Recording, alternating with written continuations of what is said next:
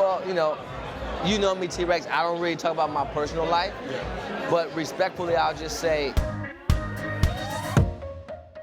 All right, yo, man, Rich. T-Rex, my dog. My dog. For the amount of years I've known you, I've never interviewed. No. Wow. No, I don't.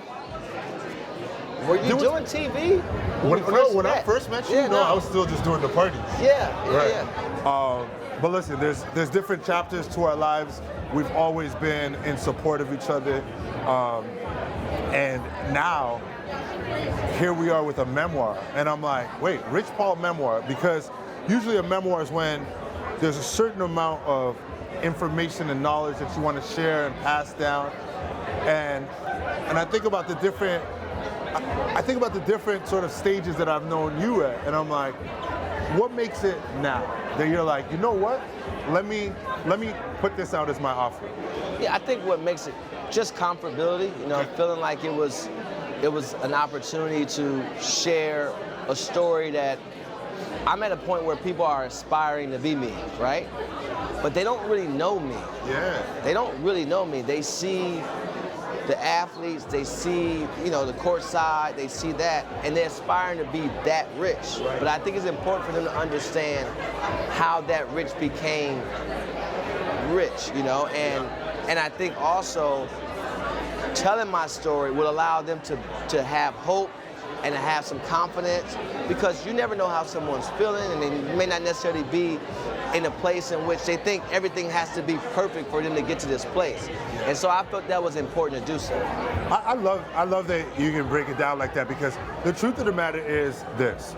Someone sees Rich Paul sitting courtside, friends with the best of the best in every industry, dressed to impress. Yeah. Make sure that thing is iron. Yeah, for sure. Make sure that thing is iron. Of course they're gonna think, if I want to be that person, and I'm interested in working in the field that he's working in, but I don't have all those other things in place, this is offering to say you don't need to have all those things in place. Yes. Correct? Yes. But what are some of the things, I'm gonna get to the richest rules in a second, but what are some of the things that a young person or a person that's aspiring to work at the level, at the caliber that you're working, does need to have in place? I think the awareness. Okay. Awareness is a big thing. That means so much to me. There's so many people that's not aware, right? And then you have to be open-minded, right? Understanding what you don't know, the importance of that, it takes you so far, right? Yeah. So between awareness and having an open-mindedness, and then you have to always understand that complacency can't seep in. You know me, you've been knowing me before I even been in this position. Yep. Never changed, never been anybody different, and I haven't done anything different today than I didn't do back then. Right. We were doing, we were trying. Exactly. Yeah. So at the end of the day, despite the levels that I've been able to have success and continue to evolve in, I've always remained at its foundations, my core. Love to work, love to educate, love to help other people. My energy is gonna always be the same no matter who you are, who I'm with, or whatever. Or who's around. Don't matter, Exactly. That's always been me. So that consistency is important. All right, so talk to me about Lucky Me, because I think, obviously there's the Jay-Z connection with Lucky Me. Yeah. Or is that obvious? I don't know. It's not obvious for most, because that's not a song that people even know. Right. Yeah. True. But it's not so much about Jay-Z as it is about the lyrics and the meaning of the actual song. Right. Right. So so explain that for me then. What is the Lucky Me, and what made you land on that title? Well, it's a roller coaster of what I would say examples, right? Okay. I was lucky enough to be raised by an environment that showed me they cared in different ways, as well as my family, as well as my siblings, as well as my father and mother. Yeah. Also, I was lucky enough to be working alongside my dad in his store and have that example every day of what a man and who a man actually is, what he exudes, what he stands for. Yeah. I'm lucky in that regard, right?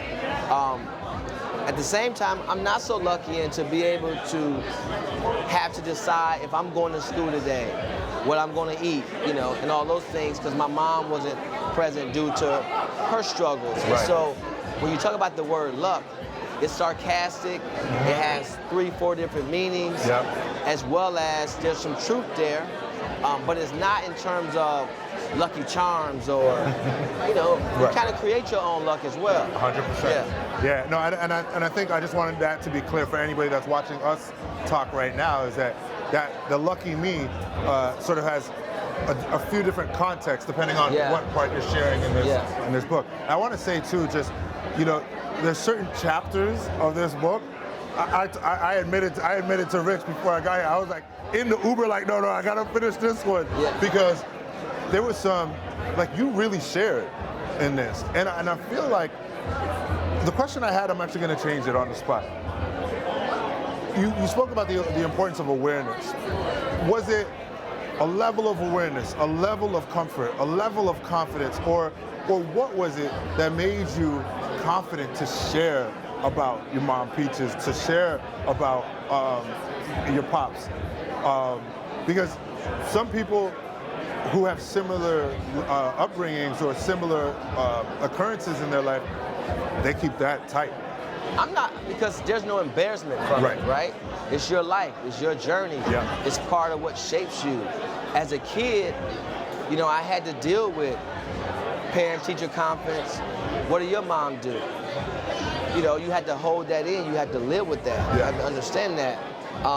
And so, but I'm at a point in my life, and even then, like, if you grew up with me, you knew. Wasn't no secret.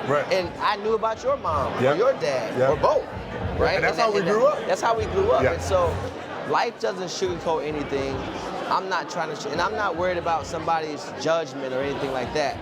I'm sharing for those who have similar pathways, backgrounds, or even those that don't. You could be the wealthiest family in the world and have your issues too. It's not always about finance. Money is not guaranteed nothing. The picture on the book, I love that picture, because I feel like, especially as a black man, like every black man has a picture very similar to that. You know what I'm saying? There's something nostalgic, but there's something empowering about it. I love that you chose that picture. What made you choose that picture, especially like at that pinpoint at that area of your life? Because that's the age, that 13, 14 age. So impressive. When you have to start holding yourself accountable, and the world holds you accountable for the decisions you make.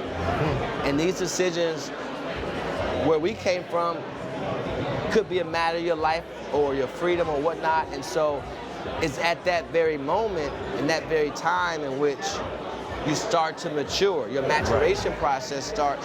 The decision-making process needs to be, thought through in a lot of ways. And I had to make decisions. Am I gonna make a decision where I need to show how tough I am, or I need to impress somebody else, or I make a decision based on what somebody else think, or I'm gonna do what I know is right to help me get home tonight, or to help me see tomorrow. And we see a lot of kids today with social media, they got observer's paradox. And they're dying about nothing because of what somebody else thinks. Ego, that's all it is. Pride. Right? And so it's at that very age. And that's why I chose that. And I was, I could have went either way. 100%. And what's so cool about that too is, like, I realized this book and the topics and even the imagery that you've chosen, this is the kind of conversations that we need to be having. Like, and this should be like book club material. Real absolutely. Talk. 100%. This is the conversations that the older gentleman had with me to help me understand, because one thing about technology, it's taking the community away. You used to walk down the street with a frown on your face, and somebody asks you, "Yo, T, what's wrong with you?" Such and such did this and that. I'm about to go do that. Why would you do that? You see what I'm saying? There's no more why would you do. It's let's do it. And that or people egging you on online. They don't mean nothing by it. There's no skin in the game. They just clicking, typing. Man, not for real. Also, you have like one thing we were discussing it before I got here, and it was like, you have a son that's close to that age in that picture. Yeah. And well, he's older now. oh, your son's Yeah, older he's 15. now. Oh, your son's 15. Yeah, I have two sons, but my oldest is 15. Okay, yeah. bet. And I'm wondering, like, how much of how you've been parented works for you as a parent now? Because that's something that I've had to. A ton. You know, my dad never really told me he loved me. You know, but he showed me. He just didn't tell me that. But today, I tell my son I love him. You know. Also, too, when I look at the book is like this really cool, I guess, document of your journey and the richest rules. I love it. What are some of the rules you think are, like, I guess, most important? Because for me, the one that stood out was that you got to iron your shirt. Yeah, that's just about building great habits, detail, right? Everything was about detail, the creases.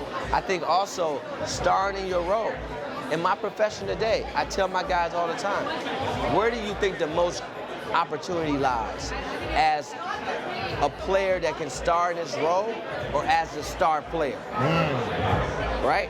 If you're a player that stars in your role, then that means you have probably 8 different spots where you can have an occupation. Right. If you decide that I only am going to be the star player, then you know, there's not many opportunities there. So when you really think it through and not care about what somebody else is thinking and understand how I can be positioned for the long haul, that's smart. Okay, and of course, you know I work for an entertainment show, so I gotta ask I talked about, like, the chapters in your book, and how those are just so well put together. Like, the stories, they'll give you chills, they'll inspire you, all that good stuff. But there's a chapter in your life now of love. And so with Adele, how does she make your life a little bit brighter? Well, you know me, T-Rex, I don't really talk about my personal life.